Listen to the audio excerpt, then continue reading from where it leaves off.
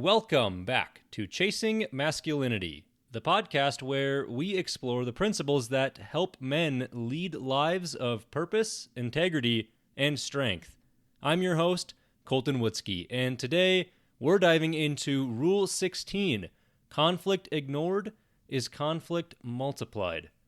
Conflict is something that we all encounter. It's unavoidable. But here's the thing, when we ignore conflict, it doesn't just disappear, it grows, festers, and often becomes more destructive than it ever needed to be. Early on in my marriage, my wife and I didn't have the rule we follow now, never go to bed angry. Back then, when we had disagreements, we'd often hope that time alone would smooth things over. So we'd go to bed, still upset, thinking the issue would just work itself out. But what happened? The next day, we'd get up for work and go about our routines in silence, avoiding the problem. And by the time we'd come back together, it wasn't just the original issue hanging between us. That silence allowed the conflict to grow. Suddenly, past grievances or petty annoyances we'd normally overlook became ammunition in the fight. The initial issue, often something small, got lost in the shuffle of unresolved tension and unspoken frustrations. Looking back, I realize how much unnecessary pain could have been avoided if we had just addressed the issue head on. That experience taught me that ignoring conflict doesn't lead to resolution. It amplifies the impact, turning small disagreements into larger battles. Now, I don't want this to be taken as relationship advice. I'm not preaching here from a place of authority or as an expert. Rather, someone who's just like you, trying out these methods that have helped me along the way. Today, we'll explore why facing conflict courageously and truthfully is so important. It's not about being confrontational for the sake of it. It's about recognizing that addressing the discomfort is the only way to grow, heal, and strengthen your relationships. Proverbs 27:5 puts it perfectly. Better is open rebuke than hidden love. You see, confronting conflict can be uncomfortable, but the alternative, hiding it or letting it simmer, only creates distance and chaos. In this episode, we'll dive into what conflict is, why it arises, and how ignoring it can lead to multiplied challenges. More importantly, we'll talk about how to address it with wisdom, truth, and integrity. Let's get into it.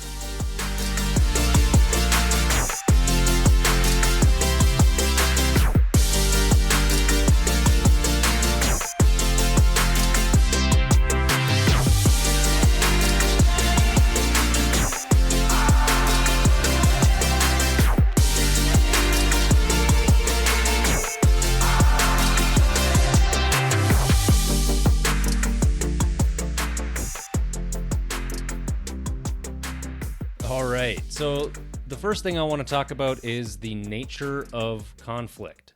So what is conflict?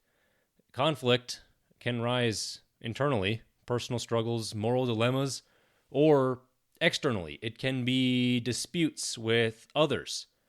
The internal conflicts may involve balancing priorities or making difficult decisions or reconciling personal values with actions. These are the sort of things that you would go and pray for guidance on. Any of those would be maybe an internal conflict. Whereas external conflicts often stem from some sort of misalignment in expectations, goals, or communications between people. I like to think of conflict as an indicator. Compare conflict to a check engine light. It's a signal that something in your life or your relationships needs attention. Conflict doesn't just occur in this sort of vacuum. It's usually triggered by some sort of underlying issue, whether there are small misunderstandings or larger incompatibilities that are driving this factor. The common causes that I found for conflict are, 1, differences in values. There are disagreements that are going to occur on what's important in your life. It could be approaches to your work, parenting, friendships. Anything where your values are not aligned or in parallel with others, there's going to immediately be some level of conflict that may need to be addressed. The next is unmet expectations. When your actions or outcomes don't align with what someone has expected, or when someone else's actions or outcomes, or just life in general, doesn't go the way that you had an expectation it would go, then there's an immediate conflict there. And sometimes you feel that in your gut or in the back of your head, or something's telling you, oh, that is not what I thought it was. That is conflict. The next is miscommunication. Poorly expressed intentions or misunderstandings that lead to frustration or assumptions. This one's pretty straightforward, but obviously any level of miscommunication could directly lead to some pretty severe conflicts. The last one is external pressures. You are going to face a multitude of stressors in your life, such as deadlines if you're a student or you're working on a project, or financial strain, or societal pressures that can amplify already existing tensions.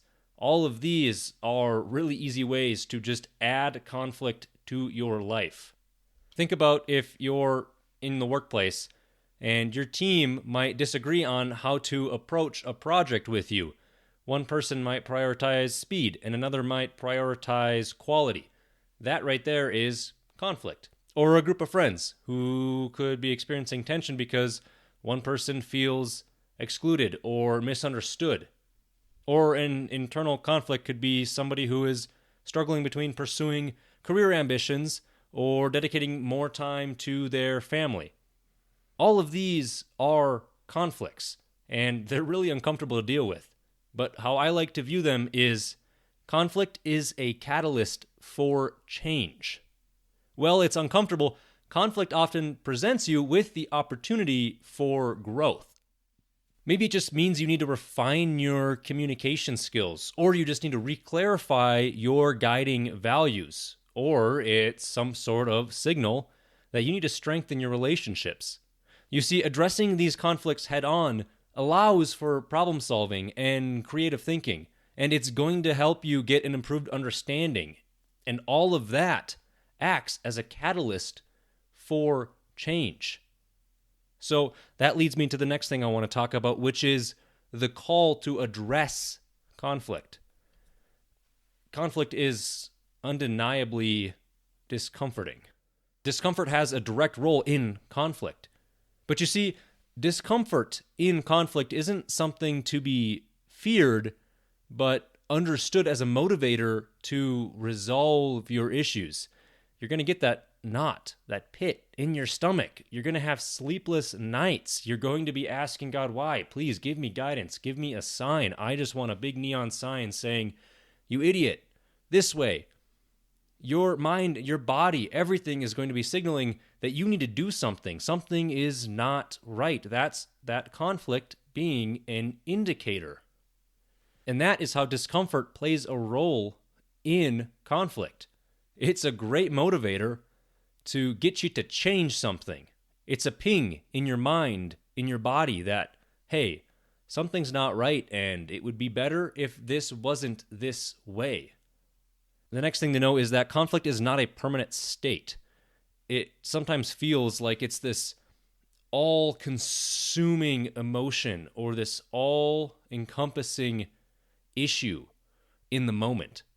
But it's not meant to define your life. Conflict is a temporary challenge, not your identity. Humans are wired to seek resolution and harmony.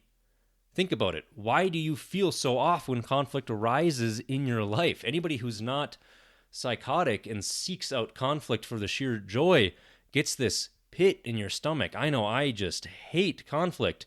I deal with conflict every single day, and I hate it. I get that pit in my stomach too. It's almost like I'm not in the right profession. But learning how to deal with that conflict and push through it brings a level of clarity and understanding to life, and it also will only set you up for success compared to everybody else.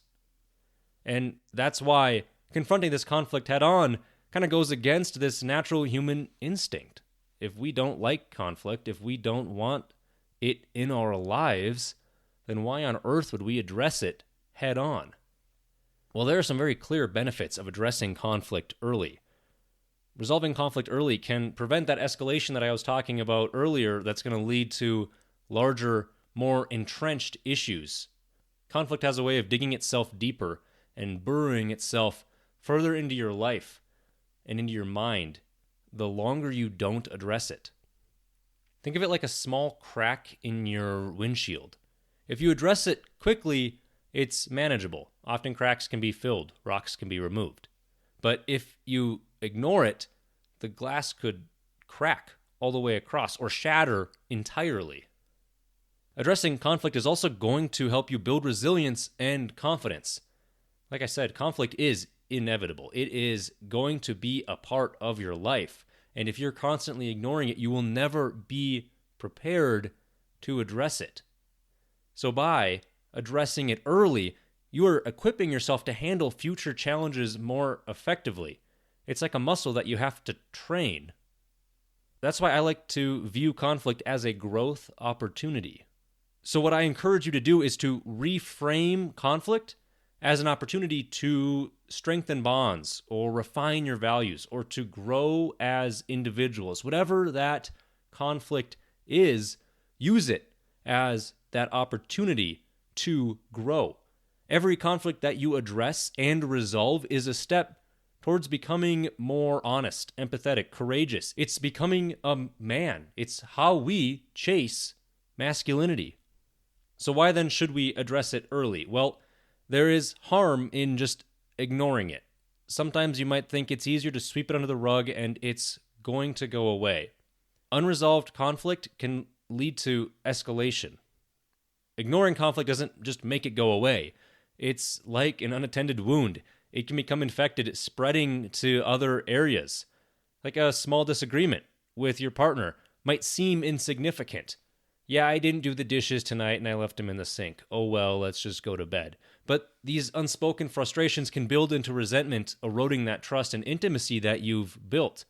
It's going to spread if it is not addressed properly.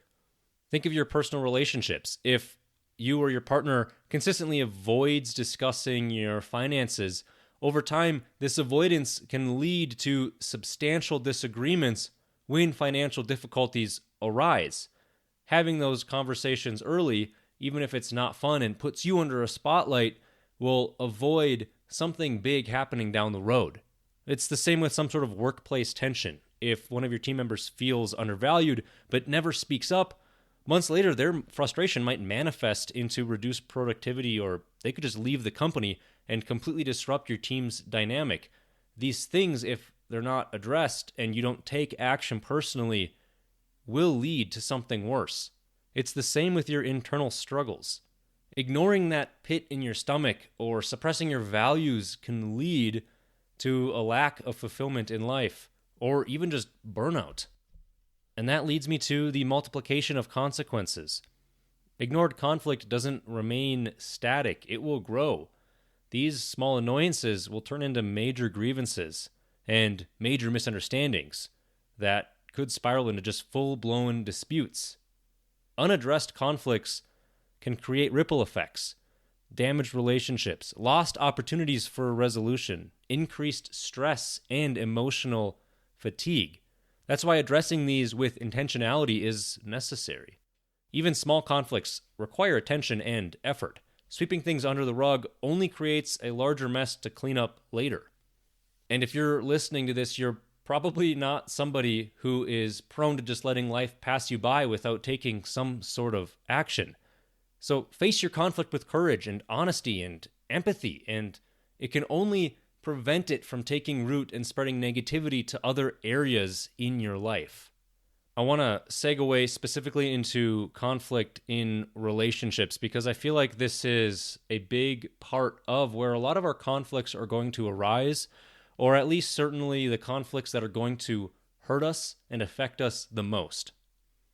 The first thing I want to touch on is just reiterating the long-term impact of ignoring conflicts, specifically in relationships. These unaddressed conflicts in relationships can lead to resentment, which is going to fester and erode that trust over time. I think conflict is the silent killer of relationships. These unresolved disagreements that linger beneath the surface. It's like rust bubbling underneath the paint of a car. I'm sorry for making all these car analogies.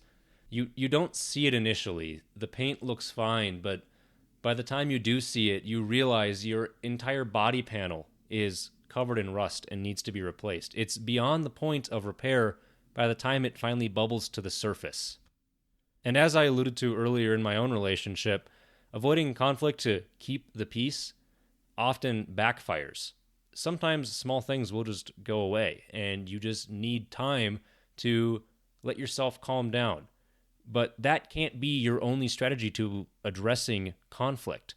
It's going to lead to emotional distance and frustration over time. Think of couples who avoid discussing differences in parenting styles. They might find themselves at odds when key decisions arise, like discipline or education. These are the sort of non-negotiables that a lot of people have about raising a kid, and if you're not willing to have those conversations early, or when disagreements do arise before they become do or die, then you're really not setting yourself up for success in parenting kids as a unit. Or these disagreements over financial habits, like one partner being a spender while the other is a saver. If that's not addressed or balanced in some way, that could lead to significant strain. Ignoring these differences allows small disagreements to grow into major rifts that will then feel insurmountable. I've unfortunately seen far too many friends and families' relationships destroyed because these small conflicts are pushed under the rug. You might think, well, because I love this person, I'm willing to overlook this aspect.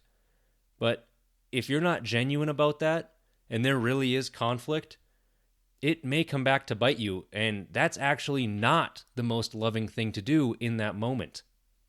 So what's the role of open communication and empathy in addressing conflict? Healthy relationships require clear communication. That shouldn't come as a surprise to anybody. And the ability to express concerns without fear of judgment or retribution is a part of what it means to have an open relationship with clear communication. This empathy, it plays a critical role because understanding your partner's perspective can diffuse that tension and keep building that mutual respect. But you also need to learn to set boundaries too, especially in emotionally charged situations. You see, going back to the example at the beginning, my wife and I realized, okay, no, we cannot do this. We need to address these issues. We cannot hide from this conflict. So what did we do? The second anything arose, we addressed it head on, even when we were in some sort of heated emotional state.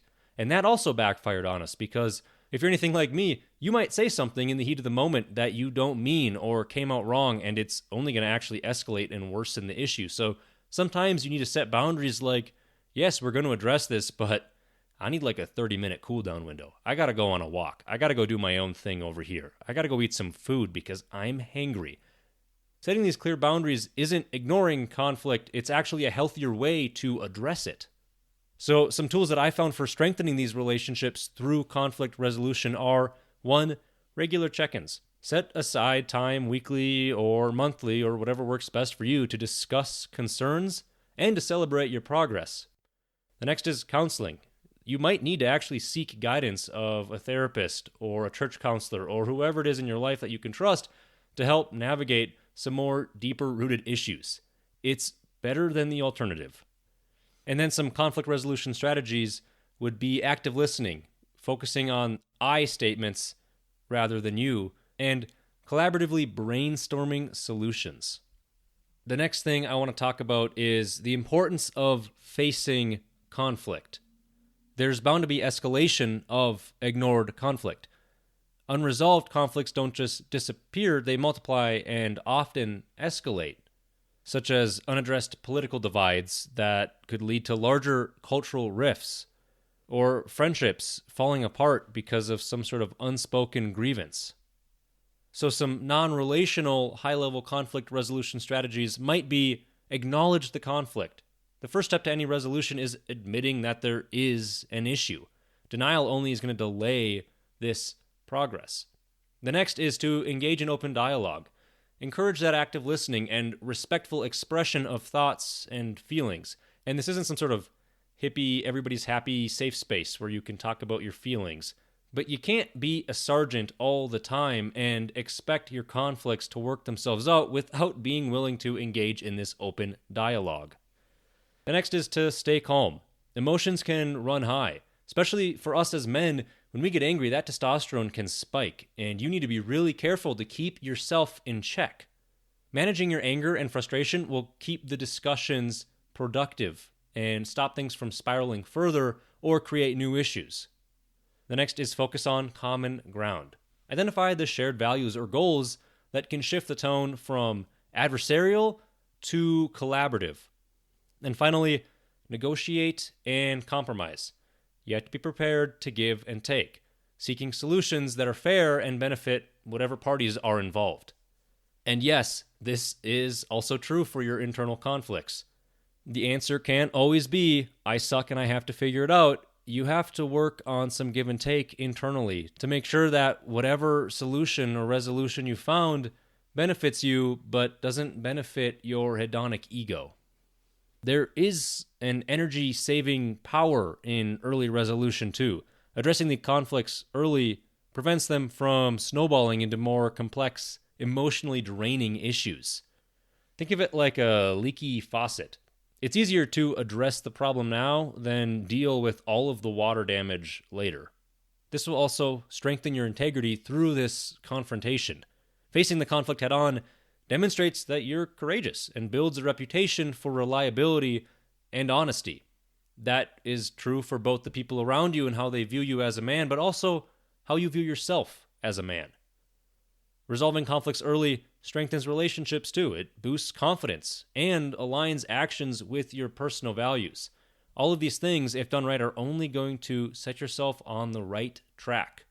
The last thing I want to talk about is the strength in truth in conflict resolution. So honesty plays an essential role in conflict resolution. Truth is the foundation of genuine resolution. Without it, conflicts can't truly be resolved. There are dangers in partial truths or just blatant lies. They may seem easier in the short term, but are going to undermine your trust and credibility over time. And they're really not going to resolve the issue. Maybe for others around you, but internally, that pit in your stomach, maybe it feels like it went away, but it's still there. You have to balance vulnerability and tact. That is to say that you have to be aware of someone's feelings while you're respectfully delivering your message. And I know, as a man, that is not the easiest thing to do. I'm hardly aware of my own feelings. How am I supposed to be aware of others as well? But balancing that vulnerability can actually help foster a connection and trust, even in the more difficult conversations. And that's going to help you build character through truth. Standing by the truth, even when it's challenging, is going to strengthen your character and your authenticity. Being honest builds deeper, more meaningful relationships and fosters mutual respect. And I can't think of a better way to leave a legacy as a man. And there are long-term benefits to resolving conflict with honesty as well, because honest resolution prevents the lingering effects of resentment or misunderstandings. And truthful conversations are going to lead to clarity, closure, and a stronger foundation for future interactions. So how can we apply all of this high-level conflict resolution in our day-to-day lives? Well, first, I encourage you to have self-reflection on your conflict management. How do you approach conflict? Do you address issues head-on, or do you just avoid them? Do you prioritize maintaining peace over addressing underlying problems? What patterns or habits do you notice when you respond to conflict? Understanding how you react to these things and what you're prone to is going to help you better prepare for when they come up. So, what are some actionable steps to actually address conflict in your life? I want you to identify one unresolved conflict. Think of one specific situation that you've avoided addressing. It's probably something that you have thought of already or came to your mind as we were having this discussion. Next, commit to a resolution. Outline a really quick, really simple plan to just address the issue, whether through conversation, written communication, or some sort of mediated discussion. Then I want you to focus on solutions. Emphasize collaboration over blame and just seek to understand the other person's perspective or whatever the issue is while sharing your own. Next is to set the boundaries and to follow through. Remember, this isn't about winning. It's just about resolving this issue. If it's something that you've identified, it means it's still out there. The best thing you can do is to get it off your plate and off your mind. Establish clear expectations for future interactions to prevent the conflict from reoccurring again. Remember, facing conflict has a transformative power as who you're trying to become as a man. Addressing conflict fosters personal growth. It strengthens relationships. It builds confidence in one's ability to handle life's challenges. And there is a ripple effect. Resolving one conflict can inspire greater accountability and authenticity in other areas of your life. So I encourage you, go find the conflict. Facing it is going to require courage, but it is worth the effort. Go out and take the first step towards resolution, no matter how small or stupid it may seem. Remember, confronting conflict is ultimately going to lead to greater peace, stronger relationships, and personal fulfillment. So as we wrap up today's episode on Rule 16, conflict ignored is conflict multiplied, let's take a moment to reflect on the key takeaways that we've talked about. First, conflict. It's an unavoidable part of life. It's not something that we can outrun or ignore. And when we try to, it's only going to grow larger and more unmanageable. Ignoring conflict doesn't resolve it. It multiplies its impact, creating greater challenges down the road. Second, addressing conflict early is vital. Whether it's a small misunderstanding or a deeper issue, confronting it head-on prevents it from escalating into something that could damage relationships, erode trust, or even impact your well-being. Conflict, when faced, becomes an opportunity for growth, not a permanent barrier. Finally, truth and honesty are your most powerful tools in resolving conflict. Well, it can definitely be uncomfortable. Truth fosters clarity and trust. It allows you to approach the issue with integrity and builds stronger, more authentic connections with others.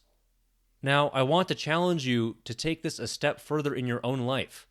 Think about the unresolved conflicts you might be carrying, whether it's with a partner, a friend, a colleague, or even with yourself. What's one step you can take this week towards addressing that conflict? Maybe it's starting a conversation, writing down your thoughts, or simply reflecting on how to approach the issue with honesty and compassion. I would love to hear how you're tackling these challenges. Share your experiences on social media and tag me at Mr. Wutzke. Let's keep this conversation going and encourage one another to face conflict with courage and intentionality.